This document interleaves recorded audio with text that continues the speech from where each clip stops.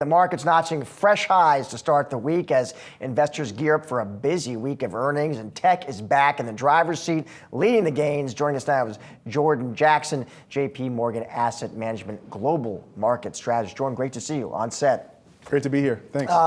So front and center earnings. I'm curious to hear what you think when you hear from CEOs and CFOs, on the reports, the conference calls. Do you think they're going to generally just confirm this idea that, yes, Jay Powell has stuck the soft landing?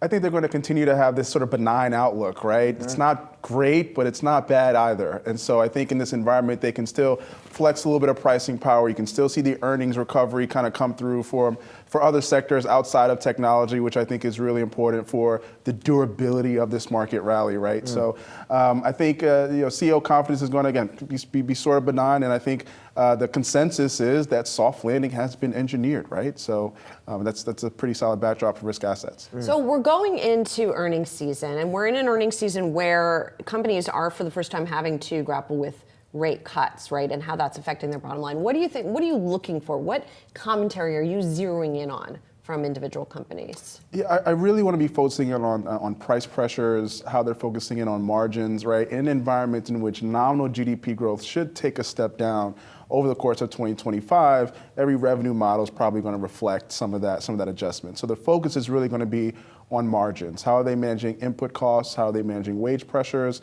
Both seem to be sort of easing a little bit, although there could be a bit of a question mark on the input cost side. We do think that the dollar should gradually slide over the course of 2025 as well. That should be a boost to international earnings. Oil hopefully staying pretty range bound or at lower levels bodes well for industrials, transportation. So you kind of can paint yourself a broader picture where this roughly 15% EPS target for 2025 can be achieved. I'm probably somewhere in the low double-digit camp, but that's still a solid backdrop for earnings growth. And how against that backdrop, how does valuation look to you here? Still looks expensive, but not screamingly expensive across the board, right? Obviously, mega cap tech continues to sort of drive valuations a little bit higher at the index level, but you can find pockets of value in other sectors of the economy. When you look at healthcare, utilities in and of itself, they're a little bit expensive, but relative to the broader S&P, they still look pretty attractive. When you look at industrials, materials, these are some of the sectors that we like that have really lagged the performance of the broader market, and we think can play a little bit of catch up.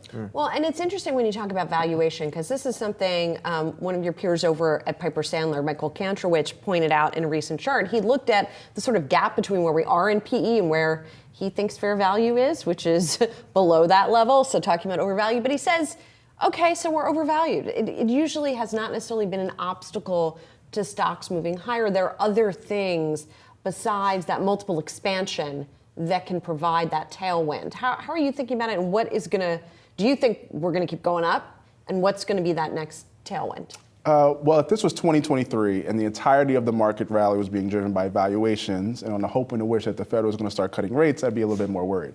But the roughly 22% return that we've seen on the market so far year to date, about half of that has come from valuations coming out, but the other half has come from earnings. And so you've got this sort of durability, I think, from the fundamental side of things, which I think is supportive. Also keep in mind that this is a very different market relative to, say, the early 2000s, where you had a lot of unprofitable tech, and they were pushing valuations higher. Now you've got very profitable tech. And we know growth stocks should command a bit of a premium. So perhaps fair value on the market today is actually somewhere around 18, 19 times, not the historical norm of around 16 and a half. And so I think that's another dynamic. Now, our valuations are concerned where rates are where they are, and the fact that the Fed's not going to come down very rapidly, sure. But again, as you've highlighted, over the short term, valuations don't really tell you a whole lot about the next 12-month returns. What, Jordan, does the path of cuts, the trajectory of cuts look like to you, near intermediate term here over 2025? What would be the reaction to the market, do you think, if we did get a pause next month? Sure. We have to be very humble with kind of rate expectations. And as the bond guy, I've been off sides, right? Like everybody else, more or less, even the Fed. But at least at the current state, we still expect 50 basis points for the year, 25 in November, 25 in December, and 4 25 basis point rate reductions over the course of next year. So that's baked into the cards. That's already in the price, right? The markets have already pretty much reflected that. And so the Fed's got a surprise more hawkish and more dovish relative to that base case. And I think there's an outside risk that they probably respond a little bit more dovish, maybe deliver 5 cuts over the course of next year, because they are going a little bit more concerned around the labor market, and we are starting to see some cracks on the labor side. What happens to the 10-year? You know, because it's so interesting in this rate cut environment, and I know that, you know, expectations are shifting, but to see yields continue to move up above 4%, do they stay above 4%? You know, I think so. The reality is, while the Fed is cutting rates, over the course of this cycle, they've also been lifting their long-run projection of neutral. They've gone from 2.5 to 2.9, and the market's estimate of neutral is probably somewhere around 3.5. So, you know, unless the Fed has got to respond to a recessionary environment where they've got to cut rates below, let's say 2.5, 2%, I think I do struggle with an environment of seeing the 10-year down below 4%. Now, I just got off of paternity leave, and so thank you. Before I went on leave, I would have told you the very same thing, and then we got those 2 weaker than expected jobs reports. We dropped to 3.5%, and then we pretty much bounced right back above 4%. So I'm still in the camp that, you know, rates probably should be above 4%, particularly given the supply side dynamics as well, where you've got higher deficits, higher debt levels, more Treasury bond supply coming to the market. So you put all this kind of sort of together, I do think the 10-year probably hits 4.5 before we get back down to 3.5. I'm curious, Jordan, you think politics, election a few weeks right now, the possibility to you that we see a relief rally when we do finally have a declared winner, we know who's moving into the White House, or no, it's not that simple. It would depend who's moving into the White House and the composition of Congress.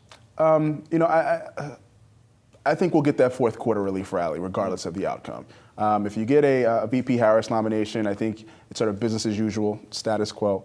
I think if you get a Republican outcome from President Trump getting reelected, I do think the markets might cheer the business-friendly sort of tone that he may try to strike. But really, it's all about this era of uncertainty. We kind of know what will play out over the next 4 years. And so once you lift that air of uncertainty around the election, I think we get a nice rally in the fourth quarter.